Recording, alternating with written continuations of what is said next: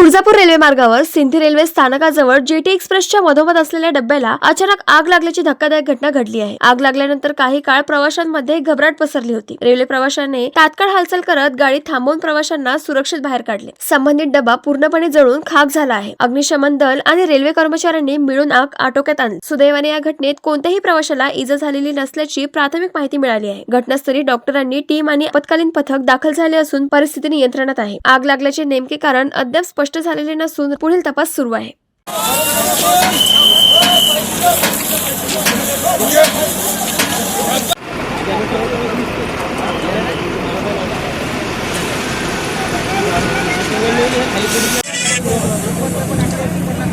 red colour